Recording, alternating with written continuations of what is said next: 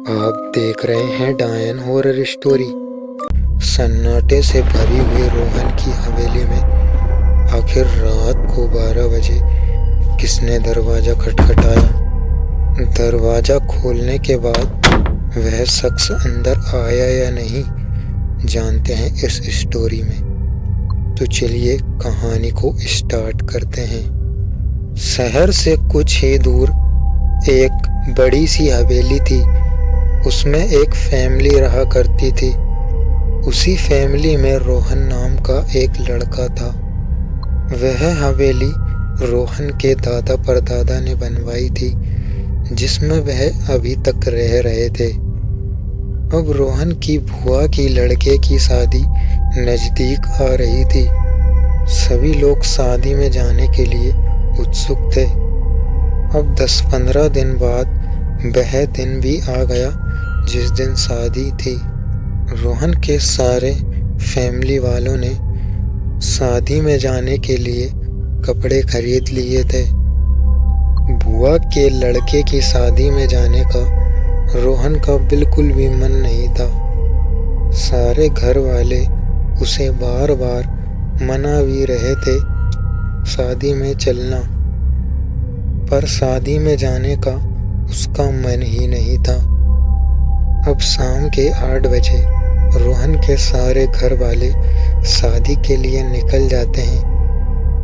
अब उस बड़ी सी हवेली में बस रोहन ही अकेला बचा था। रोहन ने पहले ही सोच लिया था कि उसका टाइम पास टीवी और मोबाइल में गेम खेलकर हो जाएगा। रोहन की फैमिली वाले उससे बोलकर गए थे कि हम लोग अगली सुबह आएंगे। अब रोहन ने सोचा कि क्यों ना टीवी देखी जाए। करीबन 1 घंटे टीवी देखने के बाद वह बोर होने लगा, तो उसने अपनी टीवी को बंद किया और हॉल में ही सोफे पर बैठकर मोबाइल में गेम खेलने लगा। मोबाइल चलाते चलाते अब उसे रात के 11 बज चुके थे। अब उसे तेजी से भूख लग रही थी, तो उसने सोचा कि शायद किचन में कुछ खाने का होगा, तो वह किचन की ओर जाने लगा। किचन में पहुंचकर उसने देखा कि खाने का कुछ भी नहीं है। फिर उसने सोचा कि शायद फ्रिज में कुछ होगा। वह फ्रिज को खोलकर देखता है तो आज उसमें भी कुछ नहीं था, पर उसे जोरों की भूख लग रही थी। फिर उसने सोचा कि बाहर जाकर वॉचमैन अंकल से कुछ मंगवा लेता हूँ। तो उसने अपनी कबर्ड से कुछ पैसे निकाले और घर के बाहर चला गया। मेन गेट के पास वॉचमैन अंकल खड़े हुए थे, तो उसने वॉचमैन अंकल से बोला, अंकल बाहर जाकर एक पिज़्ज़ा और 2 बर्गर ले आना।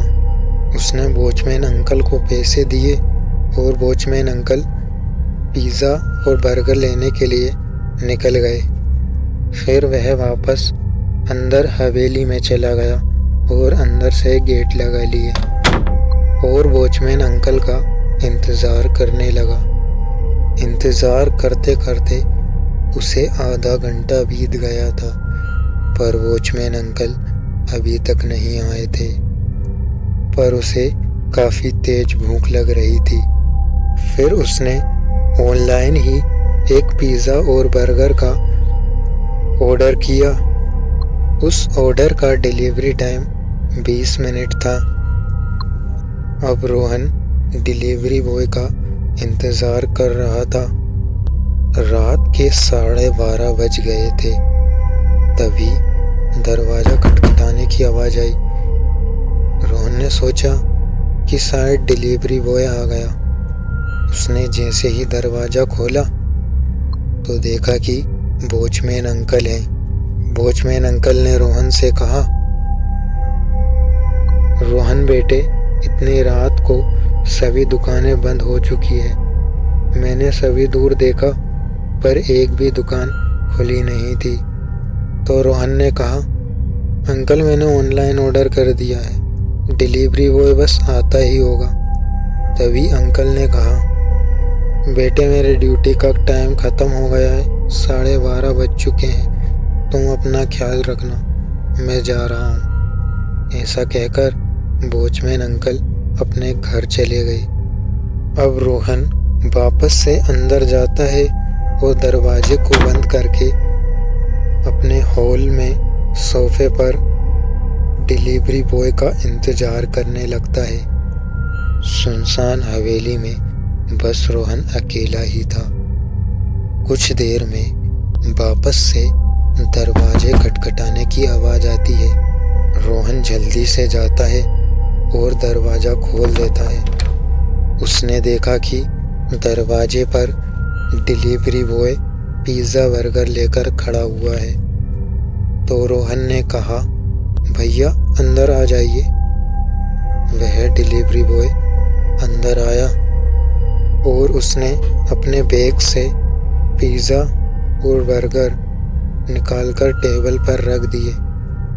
अब डिलीवरी बॉय ने रोहन से कहा, भाई एक गिलास पानी मिल सकता है? तो रोहन ने कहा, बैठिए अब मैं पानी लेकर आता हूँ। फिर रोहन उसके लिए पानी लेकर आ गया। डिलीवरी बॉय ने पानी पिया और रोहन से पूछा, भाई घर के और लोग कहाँ गए? इतनी बड़ी हवेली में तुम अकेले ही हो? हाँ बस आज के लिए मैं अकेला ही हूँ, सभी लोग शादी में गए हुए हैं। उस डिलीवरी बॉय ने कहा, इतनी बड़ी हवेली में तुम्हें डर नहीं लगता? रोहन ने कहा, नहीं। रोहन मन ही मन सोच रहा था कि ये यहाँ से जा क्यों नहीं रहा है। रोहन ने उससे कहा, आप लेट नहीं हो रहे हो? और भी डिलीवरी करना होगा आपको? तो उस डिलीवरी बॉय ने बोला, नहीं ये बस लास्ट थी। रोहन उसे भगाने की कोशिश कर रहा था पर वह जा ही नहीं रहा था। वह आराम से सोफे पर बैठा हुआ था जैसे कि उसी का घर हो। रोहन ने कहा, मैं गेट लगा रहा हूँ, आप जाइए यहाँ से। तो वह रोहन की इस बात पर हंसने लगा। अब रोहन उसका कुछ नहीं कर पा रहा था और घर में कोई दूसरा इंसान भी नहीं था जो कि उस डिलीवरी बॉय को भगा सके। अब रोहन को बहुत तेज गुस्सा आने लगा था। रोहन ने उस डिलीवरी बॉय को हाथ पकड़कर उसे बाहर करने की सोचा। जैसे ही रोहन ने उसका हाथ पकड़ा तो रोहन का हाथ उसके हाथ के आर पार हो गया। अब रोहन कुछ समझ नहीं पा रहा था। वह घबराते हुए पीछे की ओर हट गया और रोहन ने उसके पैरों को देखा तो उसके पैर उल्टे थे। अब रोहन समझ गया था कि यह जरूर कोई प्रेत है।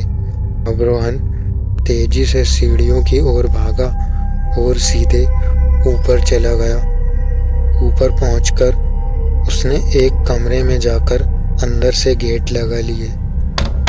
तो उसने सोचा कि इतनी जल्दी घर वाले नहीं आ सकते हैं, इसलिए उसने पुलिस को कॉल कर दिया।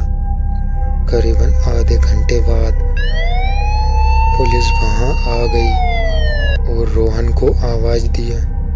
तभी रोहन नीचे उतर कर आया और पुलिस को सारा हाल सुनाया। पुलिस वालों ने कहा, जो तुमने ऑर्डर किया था वो खाने की चीज़ कहाँ है? तो रोहन ने उन्हें टेबल पे रखे पिज़्ज़ा और बर्गर बताए। तो वह पिज़्ज़ा बर्गर, जैसे ही पुलिस वालों ने पिज़्ज़ा बर्गर के पैकेट को खोला तो उन पैकेटों में मांस भरा हुआ था।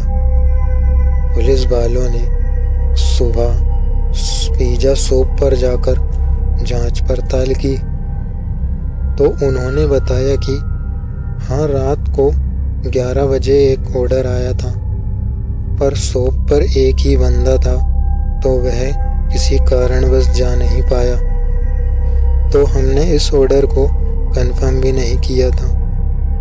पर पिज़्ज़ा शॉप वालों ने यह भी बताया कि कुछ सालों पहले एक लड़का उनकी शॉप पर काम किया करता था।